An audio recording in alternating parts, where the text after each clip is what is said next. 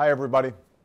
Over the past year, as I traveled across the country campaigning for this office, I told you that if I was fortunate enough to be reelected, I'd work to change a tax code that too often benefited the wealthy at the expense of the middle class. This week, we did that.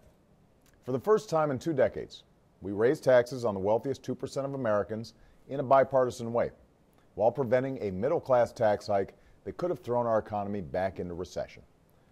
Under this law, more than 98% of Americans and 97% of small businesses will not see their income taxes go up one dime. We also made sure that millions of families will continue to receive tax credits to help raise their children and send them to college.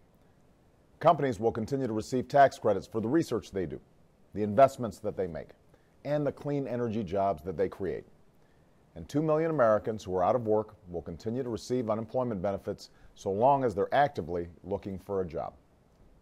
But all this was just one step in the broader effort to grow our economy and shrink our deficits. We still need to do more to put Americans back to work while also putting this country on a path to pay down its debt.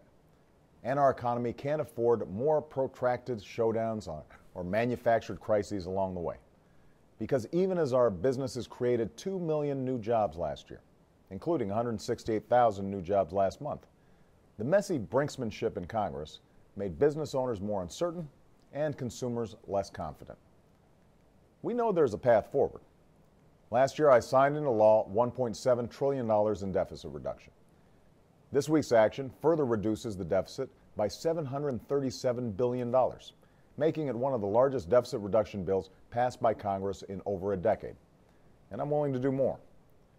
I believe we can find more places to cut spending without shortchanging things like education, job training, research, and technology, all of which are critical to our prosperity in a 21st century economy. But spending cuts must be balanced with more reforms to our tax code. The wealthiest individuals and the biggest corporations shouldn't be able to take advantage of loopholes and deductions that aren't available to most Americans. And as I said earlier this week, one thing I will not compromise over is whether or not Congress should pay the tab for a bill they've already racked up. If Congress refuses to give the United States the ability to pay its bills on time, the consequences for the entire global economy could be catastrophic.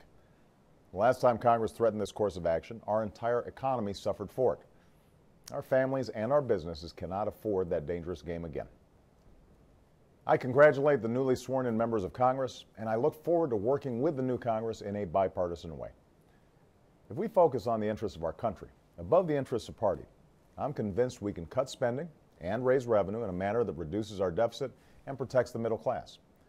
And we can step up to meet the important business that awaits us this year, creating jobs, boosting incomes, fixing our infrastructure and our immigration system, promoting our energy independence while protecting our planet from the harmful effects of climate change, educating our children, and shielding them from the horrors of gun violence. These aren't just things we should do, they're things we must do. And in this new year, I'll fight as hard as I know how to get them done. Happy New Year, everybody.